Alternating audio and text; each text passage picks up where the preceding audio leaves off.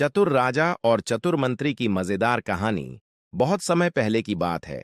एक बड़े से राज्य में एक चतुर राजा राज करता था। उसकी कुर्सी सिर्फ तलवार से नहीं, गिनती से चलती थी, और ये गिनती आती थी वोटों से।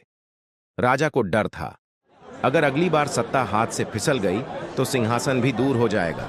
एक दिन दरबार में चतुर मंत्री चिंटू बोला, महाराज, राज्य की बेरोजगारी चरम पर है। खासकर आपकी जाति के 7,000 नौजवान बहुत नाराज हैं। नौकरी तो देंगे, पर नौकरी नहीं, सेवा।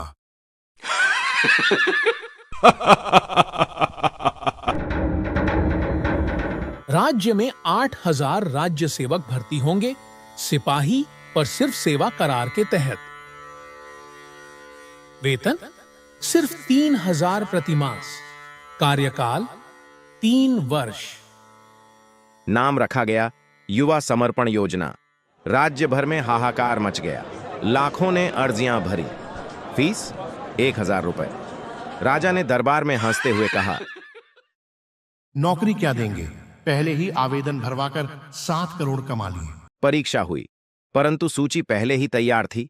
चिंटू ने कहा, सूची में पहले 10 सब जातियां शामिल हों, ताकि राज्य के सारे लोग कहे, वाह, राजा कितना निष्पक्ष है। बाकी 7,000 सिर्फ हमारे वफादार। शीर्ष 10 में एक भी हमारा नहीं। 3 वर्षों तक वो वफादार सेवक काम करते रहे। साथ में दरबार के स्थायी कर्मचारी 30,000 पाते थे, और ये सेवक सिर्फ 3,000। धीरे धीरे गुस्सा बढ़ा, पर राजा शांत था। स्क्रिप्ट तैयार थी। 3 वर्ष पूरे हुए। मंत्री ने आदेश भेजा, सेवक अब सेवा मुक्त किए जाए। वफादार महल पहुंचे और कहा, मंत्री जी कुछ कीजिए, हम तो आपके वफादार हैं। सब पहले से तय है। जाओ और खूब तमाशे करो, फिर देखो। बाजार चौराहों पर नारे लगे, मंत्री शर्म करो, सेवा का अपमान बंद करो। मंत्री ने कुछ दरबारी भेजे, दूसरे राज्य के मंत्रीगण आ रहे हैं, जरा जोर से चिल्लाओ, मैं द्रवित हूँ। 3 वर्ष और सेवा कर लीजिए। 6 वर्ष बीते।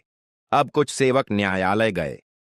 राजा जी, हमने इस सेवा के भरोसे जीवन बनाया है, अब बाहर करना अत्याचार है।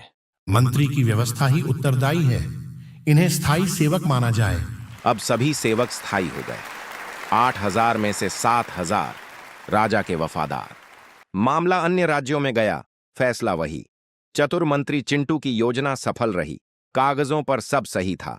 राजा से भी मुहर मिल गई, और जनता ने अगली बार फिर उसी राजा को चुन लिया। अब कहिए,